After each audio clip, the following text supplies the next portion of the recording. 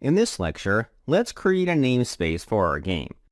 Namespaces are entirely optional. You can create a game without ever using custom namespaces.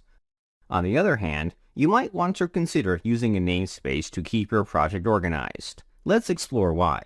First, let's understand the concept of a namespace. Namespaces are a feature in C#. Therefore, they're not specific to Unity. You can carry this knowledge to other areas. A namespace can be thought of as a virtual folder for your code. Code organization is considered to be a huge priority for developers. If you've ever spoken with an experienced developer, one of the pain points of development is organization. Unorganized code is difficult to work with. If you're creating a small game, it might not seem like a big deal. Once you start working on medium to large size games, it can become a nightmare to manage thousands of lines of code. To understand why, let's talk about folders. On your system, you may have folders for your music, pictures, and videos. Technically, you can store various file types from within a single directory, but that would be inefficient. Finding files would take a while.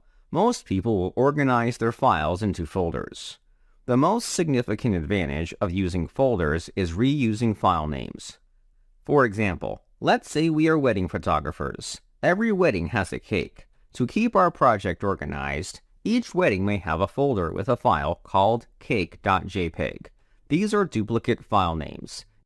If these images existed within the same folder, our system would not allow them to have the same file name. However, since they're in separate directories, we can repeat file names without conflicts.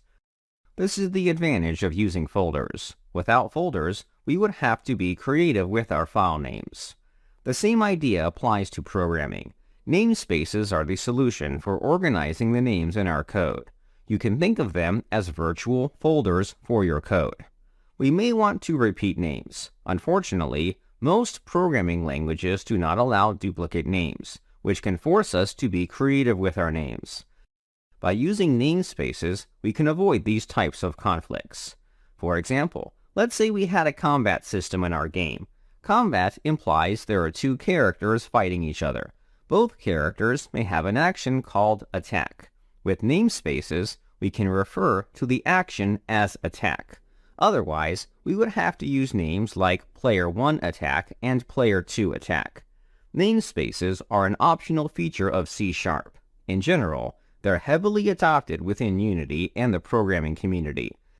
It's in our best interest to start creating namespaces. In the next lecture, let's create a namespace.